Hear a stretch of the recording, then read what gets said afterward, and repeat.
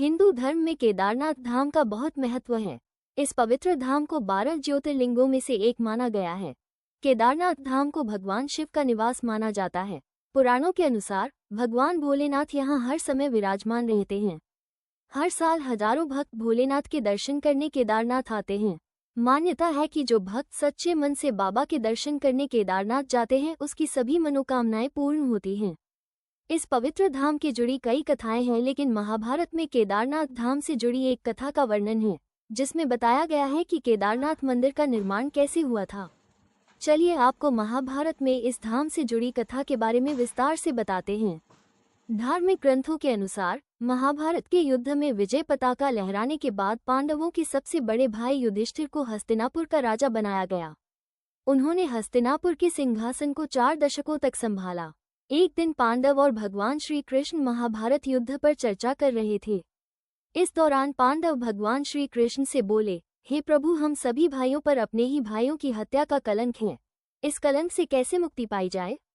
भगवान श्री कृष्ण बोले कि महाभारत के युद्ध में जीत तुम्हारी हुई है, लेकिन तुम लोग अपने भाइयों को मारने की वजह से पाप के भागी बन गए हो।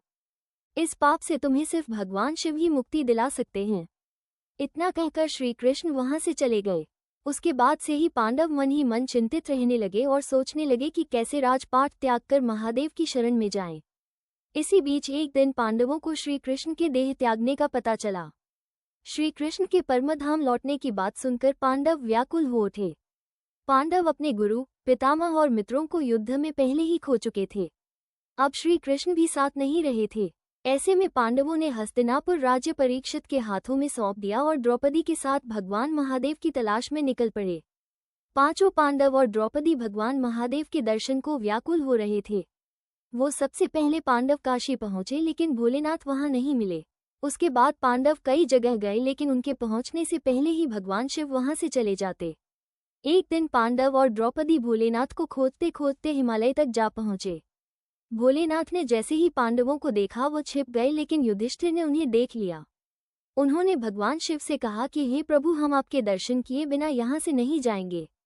हमने पाप किया है, ये बात हम भली भांति जानते हैं, इसलिए आप हमसे छिप रहे हैं। उसके पश्चात महादेव से मिलने के लिए पांडव आगे बढ़ने लगे, लेकिन उसी समय एक बैल ने उन पर आक्रमण कर दिया। भीम उस बैल से लड़ने लगे। तभी बैल ने अपना सिर चट्टान में छुपा लिया। भीम ने बैल को चट्टान से बाहर निकालने के लिए उसकी पूंछ पकड़कर खींची तो बैल का सिर धड़ से अलग हो गया।